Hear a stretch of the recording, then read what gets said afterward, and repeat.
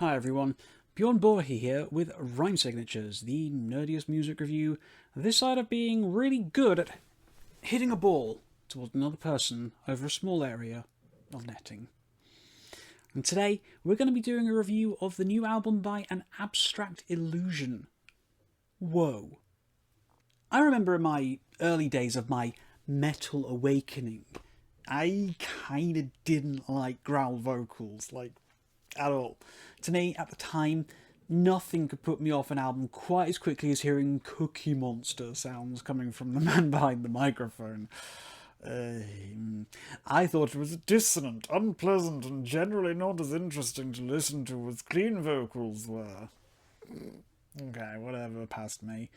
Then along came a little-known Swedish band called Opeth, and boy, they show me I've been thinking about this all wrong. Just wrong. Frontman Mikael Åkerfeldt not only showed me the door, but he dragged me through by the short hairs with an aggressive yank, and kind of really helped to open up my mind as to just how much incredible music I'd be missing out on by naively dismissing anything with growls in it. Opeth was, of course, the gateway drug, but that led me to things like Cynic, Death, Between the Buried and Me, Gojira, Necrophagist, Bellacore. I mean, the list just kind of goes on. And I would comfortably say that not only do I now love death growls, but I personally believe that metal in general is vastly improved with their presence. However, that being said, I still love my soaring cleans, my delicate falsettos, and piercing tenors. I don't know, I just kind of feel like the best metal music manages to strike a really nice balance between the two. Which is kind of why I love bands like Opeth or Nea Obliviscaris or Persephone. They've really kind of struck a chord with me, as these sort of bands manage to mix the blend of the two singing styles, the dark and the light, so incredibly well. Be it from the same vocalist or from two. I'm kind of a huge sucker for the trade-off that this contrast brings to a band. So, enter An Abstract Illusion with their Sophomore record, Whoa. An Abstract Illusion hail from the land of death metal, or in its human name, Sweden, and released their first full-length album, Illuminate the Path, back in 2016, which followed up their debut AP, Atonement is Night, from 2014. Now, I was a fairly casual listener back then, having given these pieces a couple of spins, I think, a piece, but for whatever reason, I don't know, they didn't especially grab me back then, which I kind of regret in hindsight. But I've been hearing rumblings about Woe. A lot of reverent speech was echoing throughout my social circles on this album, some even daring to mention it in the same breath as Opeth's monumental Blackwater Park. Now, I can't hear a comparison like that and not be immediately interested, given that on any given Sunday I would happily name Blackwater Park as literally the best progressive death metal album of all time, ever, forever and ever, amen. So, what's up with this record? Does this meet the hype that's been building up underneath it? Does this explode like Krakatoa? Or is this more of a damp fart after you passed out on the sofa following an evening of drinking Bacardi Breezes when you were in your early 20s, which is in no way autobiographical ever at all? Yeah, okay, this album absolutely slays. It is superb. Structured as a single continuous piece of music, we're getting a few of those lately, Woe is still presented as 7 tracks though, and encompasses a few seconds shy of a complete hour. And what an hour this is! Oh my god, I have not been so on the edge of my seat when listening to something in a while now. Woe is thrilling. It is a magnificently varied work of art, dancing through the darkened lows and dankest pits before taking you up to the heavens and letting you drink in the fullest extent of light that music like this can really offer you. It's the contrast on Woe is kind of what marks this out so strongly compared to its recent contemporaries, where some death metal bands are happy to aggressively smash your eardrums into submission with 200 BPM blast beats, sweet pick guitars, and vocals so angry they'd make Bruce Banner blush. An Abstract Illusion understands the value of variety and how to keep you guessing. I mean, the growls here are certainly big and impactful with a suitably demonic sounding rasp, but it's the cleans that accent against these that make the growls really stand out. and an abstract illusion managed to spend just about the right amount of time between them, never feeling monotonous or exhausting before the other takes over. It is this understanding of the balance between the sweet and savoury which absolutely is one of the chief ingredients that makes Woe work so well.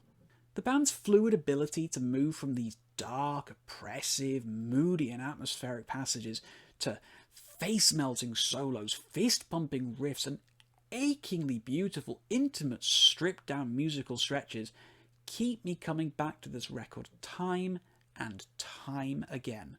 It is genuinely hard to remember a time when I was so enthralled by a progressive death metal album. Oh wait, no. Yeah, I can. Okay, so as mentioned earlier, this record came to my attention when I'd heard some people comparing it to Blackwater Park. And I absolutely agree with these parallels. To a degree. It's not quite in the ways you might be thinking. As musically, this album is sufficiently different from Opeth's crowning achievement, but it's what this album stands for in terms of artistic achievement, integrity, and delivery that makes these comparisons justified. I mean, it's a phenomenally well-produced album that doesn't waste a single second of its runtime, just like Blackwater Park. It's accessible but domineering, just like Blackwater Park. And it showcases a band acting at the absolute height of their powers. Wait for it, let me hear it. Just like Blackwater Park. The key difference here is that An Abstract Illusion is only on their second album of their career. Imagine what this band will be capable of. This upward trend continues. Woe feels very much like the antithesis of that trite cliche of the sophomore slump. The band has found their footing magnificently here and are demonstrating a level of creativity and rejuvenation of the genre that I have been desperate for years now. Prog death metal, I felt, was falling into the same old tired tricks that I've heard 100 times already. And nothing was really exciting me or convincing me to invest in the new material coming out from the scene. Woe has refreshed my hopes for this genre and inspired me in ways that only the pioneers have been able to do so in the past. So, favourite moments. Let's talk about the music of it here. Let's get into this. Let's deep dive. So, given that this is to be appreciated as a single piece of music, it kind of feels almost a little bit cheeky to pick it apart, given that the whole damn thing is arguably my favourite moment, but I digress. There's definitely parts that stuck with me more than others. And once we get through the suitably dank intro track of The Behemoth That Lies Asleep, the first real song of Slaves gives you a great indication of what you can expect over the next hour or so, with a virtuosity of instrumentation that would make bands of 20 plus years experience blush. But the album really shows off how unique and interesting it is when the clarinet intro of Tear Down This Holy Mountain fires up. This is without a doubt a turning point for the album. I mean, Slaves shows just how good the death metal side of An Abstract Illusion can be. But it's Tear Down This Holy Mountain that really shows off their progressive chops. The creativity here and atypical stylings for this kind of music are phenomenal. And the track's stand-up moment, well, for me at least, is definitely this sprawling epic guitar solo that kicks in at around the 5 minutes, 50 seconds, I think, something like that. You'll know it. The moody atmosphere fades away to give rise to this quiet level of introspection and beautifully written music. There's very little in the way of showboating here from a purely technical perspective. This is a reasonably straightforward solo, but to have gone from the demonstration of pure skill on display on Slaves to this stripped down, intimate and gentle moment shows and proves to me that An Abstract Illusion aren't interested in masturbatory technical death metal or technique porn. They are first and foremost excellent songwriters who clearly understand the importance of restraint and creating texture and intrigue within their music, and for that they must absolutely be applauded. We segue into Prosperity, where the band flirt once again with more stylistic differences to the norm, embracing at times what I suppose could only really be described as death gent, if such a thing exists. Now, I would normally cringe when the word gent comes into play, as it's quite frankly not 2015 anymore, guys. The chugga-dugga-dug-dug-dug-dug thing was never particularly cool back then, and sure as hell isn't anymore. But an Abstract Illusion have managed to use it quite sparingly so as not to become trite or irritating, and tastefully so that it doesn't stick out as a jarring moment in an otherwise beautifully smooth and flowing album. This remains a great section of the record though, serving honestly as this big monstrous riff machine with plenty of head-banging, crab-walking, mosh-pitting moments to be had. Things quieten down a bit with, and you'll have to forgive my pronunciation here, Blomsterkrantz. Probably wrong, but you know. Giving us this atmospheric break with some gorgeous spoken word vocals in the band's native Swedish. Now, I can't speak a word of the language, which truthfully is kind of shameful given that Sweden is now within my family lineage, but it sounds so bleak and melancholy, perfectly encapsulating that dread and unease that Woe has been aiming for. It's a great little pause in the action, though, before the album fires up all engines for penultimate track, In the Heavens Above, You Will Become a Monster. Serving up as the longest section of the record, this one's an absolute beast. Oh boy. Throwing every trick under the sun at you over its 14.5-minute length. A savage, utterly monstrous, throaty growl immediately knocks you onto your back before you get destroyed by some of the most frenetic guitar and drum work yet heard on the record. It's an extremely intense opening, and certainly one that keeps on going for quite a good run into the track. Whilst I was drafting this review, this was kind of the section of the album I kept coming back to, but I found it difficult to focus on anything other than the music, as it was just so damn good.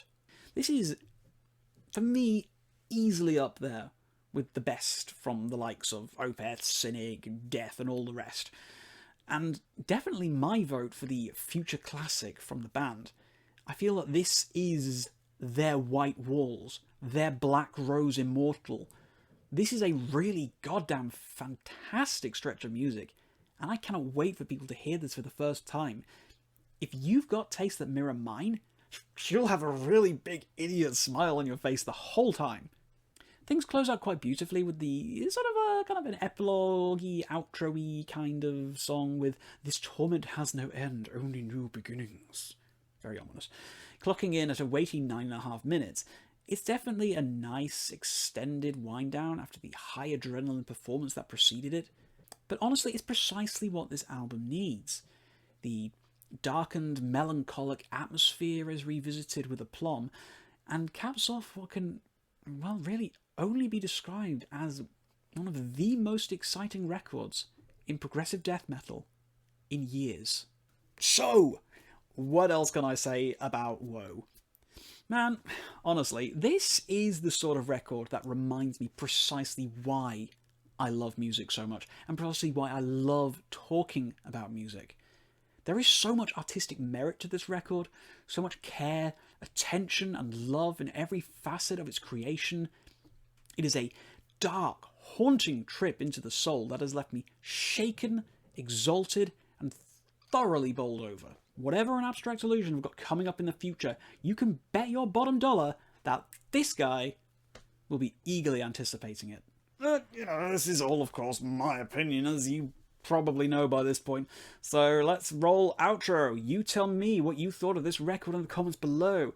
If you've listened to anything this year you think I should check out, let me know about it. Maybe I'll review it. Maybe I won't. Maybe I'll hate it. Maybe I'll love it. Let's find out.